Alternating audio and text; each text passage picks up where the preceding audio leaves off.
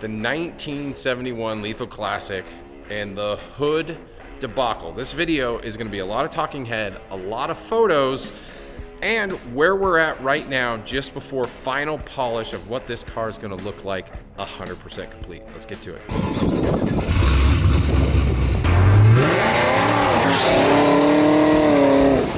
Today's video is brought to you by Lethal Garage Synthetics. If you guys didn't know, I've been an AMSOIL dealer for over 6 years and personally run AMSOIL products in my car, from engine oil, trans fluid, rear gear, brake fluid, etc. Have it all, even their coolant.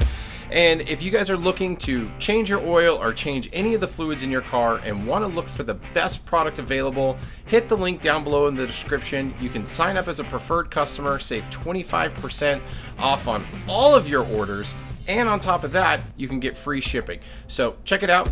Hit the link below and let's get to the video. What is going on, guys? Matt here with Lethal Garage, and today I got a video 1971 Camaro. It's right here. Oh, a little glimpse. You said it's shinier. It's definitely shinier, but I want to walk you through the storied past of and I'm going to try to keep it just to the hood because I've been talking about this, you guys know, for years. So when I set out to build this car, I wasn't gonna go as far as we did. We ended up going all the way, stripping it down, rebuilding it back up. I worked with Craig and Heath, who helped tremendously build this car up, weld on it, body work it. Craig literally sanded his fingers off, you know?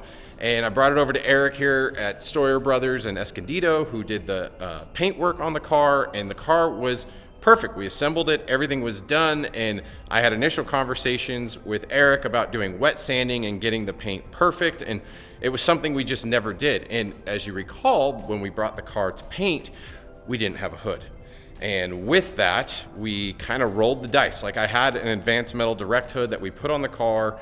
Things kind of looked okay with that, and yeah, we just sent it. And a lot of stuff happened in between there, obviously, from when the car was blown apart and painted to the point where we reassembled it and got it all back together and put the motor in and hung all the panels and did all the the interior work and all the wiring, and obviously a ton of stuff to build a car, right?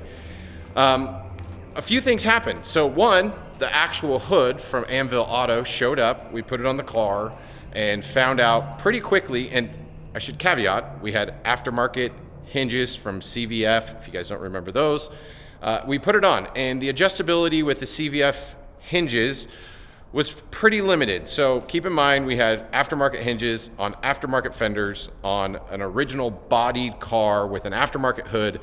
There was a lot of things fighting each other. Oh, not to mention aftermarket front end, aftermarket core support, aftermarket all the mounting brackets. Like, the subframe was original, so there's a lot of things fighting against us in this build of this car that ended up being something that was, I don't want to say overlooked, but maybe attempted naively. And not saying anybody who helped me build this car did it. It was, you know, when we assembled the car, I didn't re-look at if the front end was square. You know, we did when we did the body work, but when we blew the car apart, we had loosened up the subframe. We had to loosen up the subframe for the trans support and all that stuff. And somehow, some way, even after we put the car together with no hood, which we didn't find out at that time because we had no hood, the entire front end, and Eric is sitting over here relaxing, looking at me and listening right now, probably going, this guy is just talking way too much. Would you say the front end was like, what, ½ inch, 3/4 of an inch out of square? Yeah, so the core support was way over, I believe, to the driver's side, right? Yeah, so, which means the core support's out of square, the whole front end's not square, because basically every part and panel that mount to that core support follow that core support. And so everything was kind of off. And I never noticed it because we never had a hood on the car. And when we tried to put the hood on the car, we started seeing, like, you know, the hood was cockeyed and what's the word? Cattywampus, I think some people say. Is that a word? Eric's shaking his head right now. He's like, yeah, he's in my language. And I don't know if Eric wants to be on camera, but hopefully I can introduce you because he is freaking awesome. So anyways, so I brought the car down, finally got the hood, and I was like, look, I designed in my head and projected what this car was gonna be. I could have went out and bought a new hood, a different hood, or whatever else, but the Anvil Auto hood was not perfect when married to this car with a bunch of aftermarket stuff. Was the Anvil Auto hood perfect? No, definitely not. It definitely had some issues, but at the end of the day, I wanted that hood. I wanted the hood to work. I liked the way it looked. It's a 2.5-inch cal. You know, I wanted that hood. So, and Eric looked at me like I was crazy, but I was like, dude, like, I'm gonna pay you to help me make this hood work. And he's like, it's your money, man. It's your money if you want to do it. So we made it work. And I give a lot of credit to Matt. Matt came out to my house. He even brought additional hoods and front ends. He really wanted to fix it, but we ended up fast forwarding. I bought all new RS front metal because I didn't know it was the core support throwing everything off. I thought it was the OER front end. So I ended up buying original 1971 Camaro RS front end metal that we ended up rebody working and all that stuff. It's literally sitting over there painted right now. Those are original panels, rebody worked, refitted to this car. And I basically took the car. Eric was like, hey, I'm gonna have time to do it, so let's jump onto it and get it done. I pulled the car in my garage. I blew apart the front end. Here's some photos of that. And I literally and I put the hood on the car. My father-in-law came over and helped me get it mounted and stuff. And I just showed Eric. I was like, look, this is what we're dealing with. And he's like, that's great that you're sending me photos, but I need to mess with it and see it in person. And if we're gonna do this, we're gonna do it right, you know? And so fast forward, I bring the car down. We take a look at it together, and Eric starts working his magic. We start looking at odds and ends of the hood. He's got a body guy here that also, I believe, helped him with a lot of the work. What's his first name? Jason. So Jason and Eric worked together in unison, trying to get everything to work. I then came back down, and actually, here's some photos of that. So Eric has been sharing photos with me the entire process. You know, they'll work with stuff. He'll be like, look, this is where we're at. What do you want to do?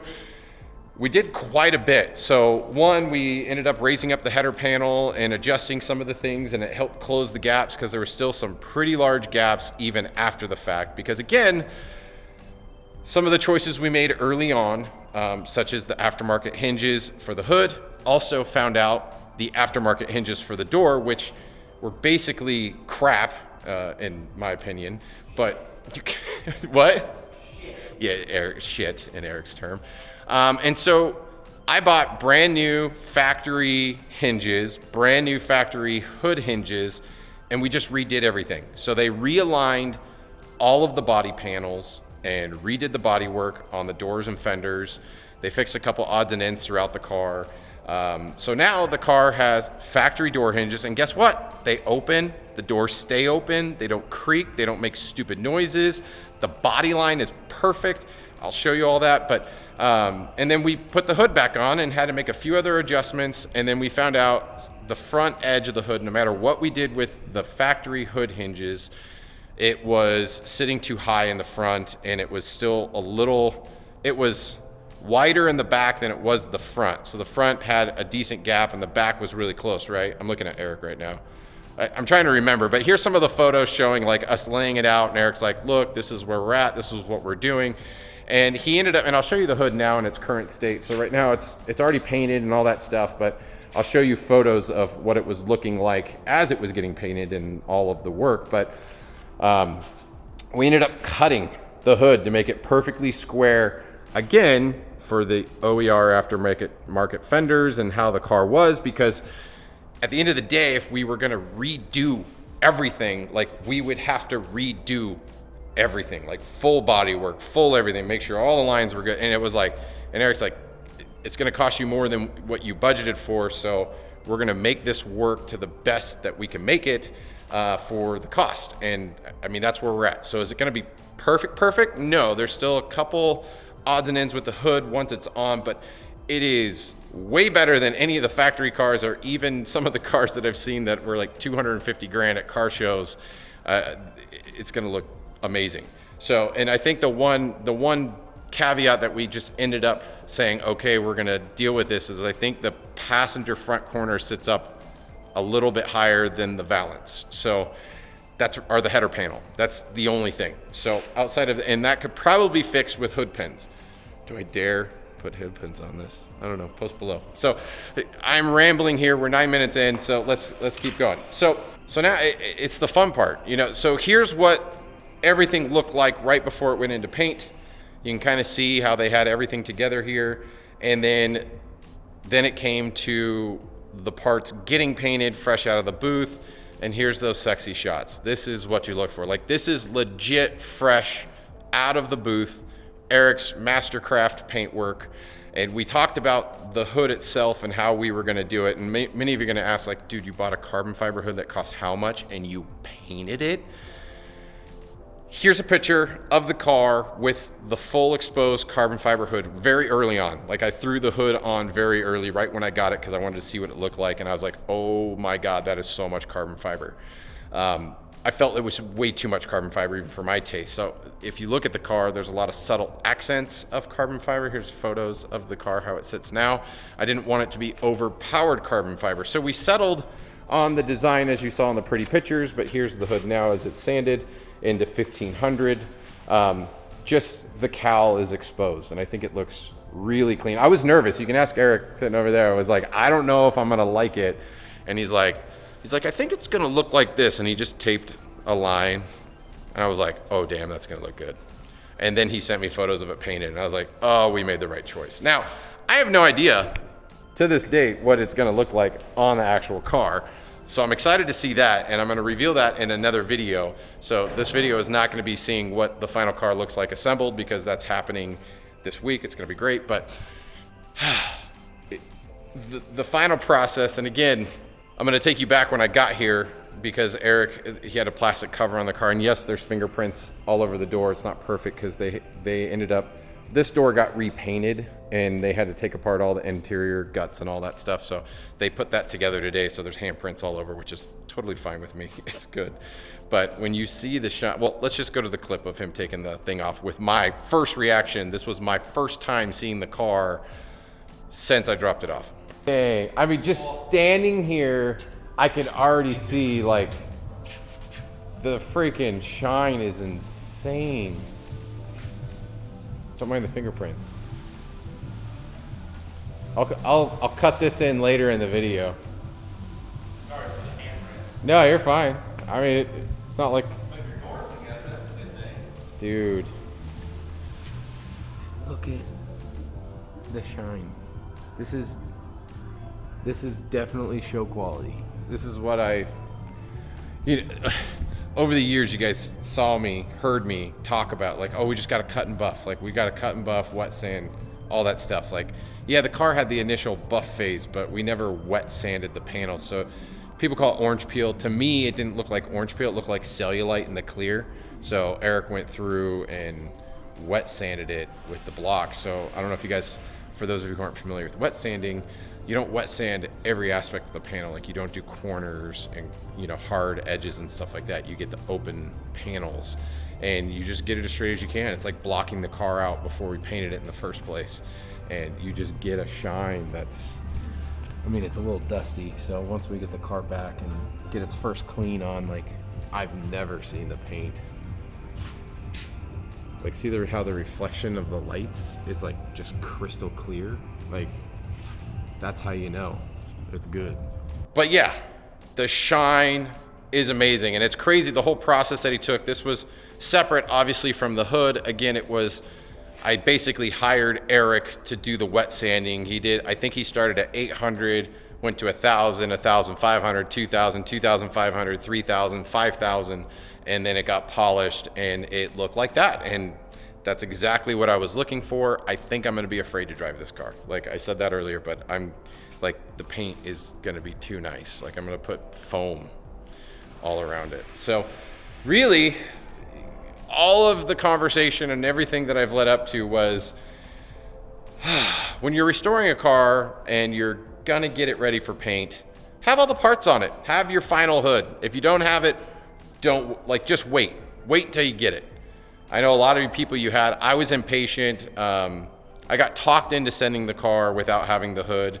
And I think just my desire to build the car and have it done as fast as possible ran, you know, but I think it was probably the worst thing I did, or choice that I made on the build at the end of the day. Not that Eric did a bad paint job or anything, but it was just, we didn't body work the car originally to the final hood. And I think a lot of this, well, actually all of this would have been resolved or fixed and never had to have been an issue if we would have went that route. So yeah, so here we are.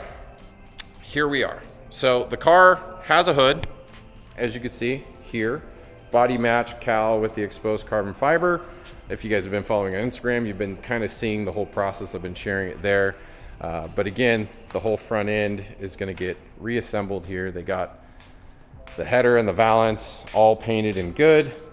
And again, this is original Camaro metal. It's not OER anymore. It's original stuff.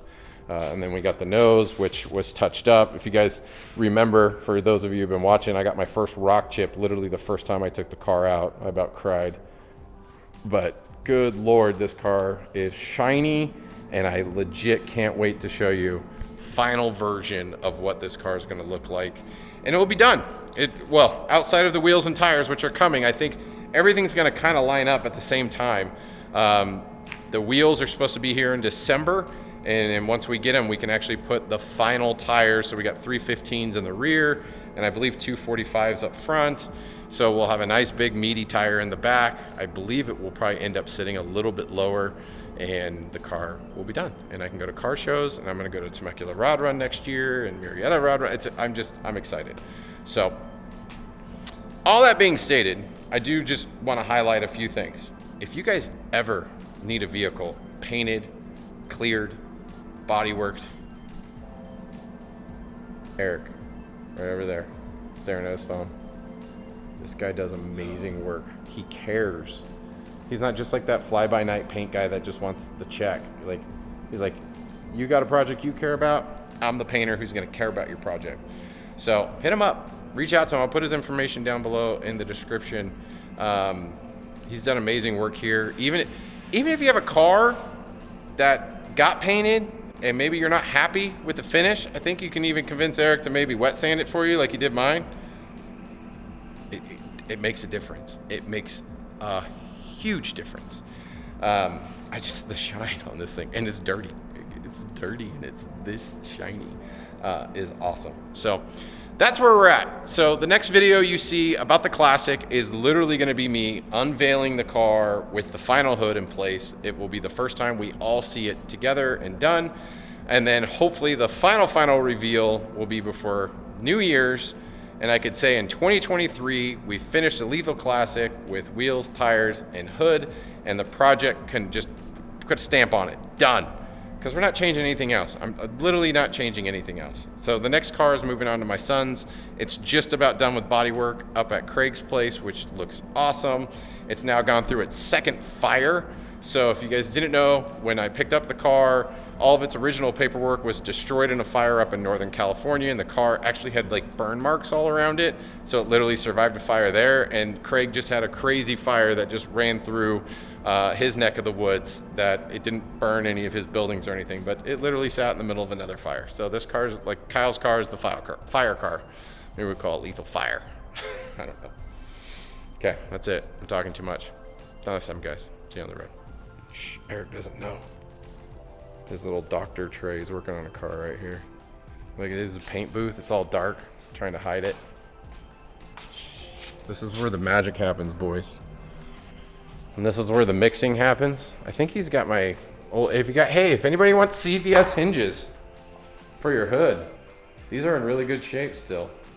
And if your body work is good and your hood aligns, they'll work perfect for you. Look at them. See, proper. This is the old paint booth. And then they got the new one. But yeah, he's got the stuff. He's set up in here. So Eric right now is teaching me about wet sanding and how it looks. So this is 1,500 grit. See, there's a light right above us that you should see a reflection of, and this is the reflection of that light right now. It's just not happy. But he did 2,000, 2,500, 3,000, and then 5,000 right here. This is sanded but it still looks shiny. And see how you could see the light now? I know the camera's gonna blow it out, but you could see the individual LED sharp, and you can see the carbon fiber crisp and clear, like, and the depth of it. Like, you can see where he didn't sand right here, the difference. But like, watch, as I go over to the light disappears. First cut.